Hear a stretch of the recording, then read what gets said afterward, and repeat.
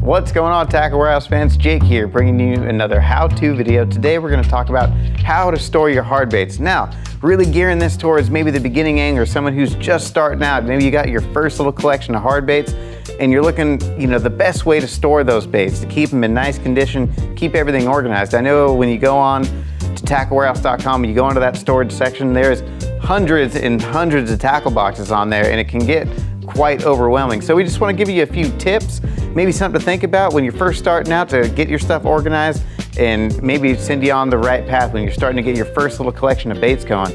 So first off, we're going to talk about sizing. So most companies, they offer something kind of in that large, medium, and small range. Now the naming might be different. For example, Plano calls these 3700 sizes. A lot of people refer to this size box as a 3700 size box, but Flambeau makes something very comparable with the same size, but this is a 5000 series from Flambeau, and it goes all the way down the line. This is a 3600 size box from Plano, and you go down here, this is a 3000 size box from Flambeau. All right, so we know the sizing can get a little wonky, especially when you're looking on the website. There's so many different names.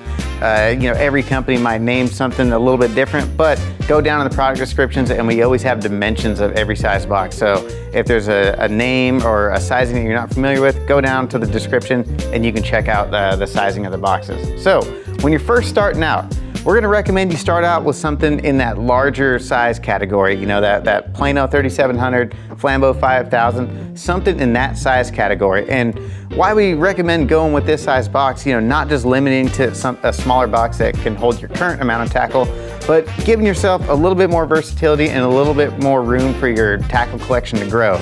Another thing we wanna recommend when you're first starting out is choosing a box that has a more versatile divider system installed. So like these Plano 3700s, they come with a bunch of little divider tabs. They come with a whole bunch of them in here, and you can kind of customize the box however you'd want. So if you got a bunch of different size baits, you got some top waters, small crank baits, some medium baits, you can kind of customize it to fit everything in there, nice and organized, and you can divide it up however you want. So there's no limits on how you can organize it by style, by color, by water depth, whatever you like.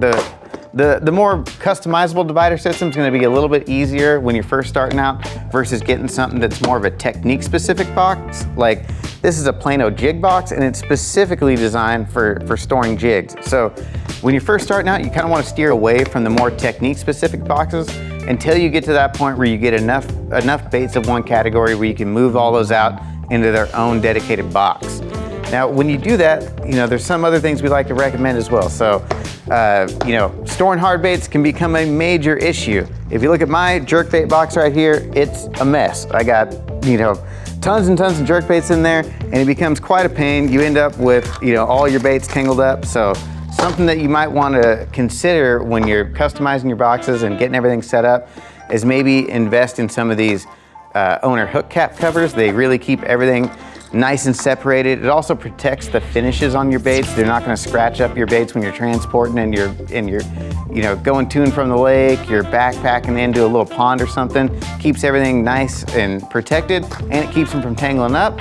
Another option you can do if you don't want to get the owner safety caps is you can get yourself some rubber bands and kind of band everything together. This helps out a lot with keeping everything from tangling each other and just being a little bit easier getting everything in and out of the boxes. You're not going to sit there, be shaking baits for 5 minutes trying to get one out, and you're just wasting time when you're out there on the water.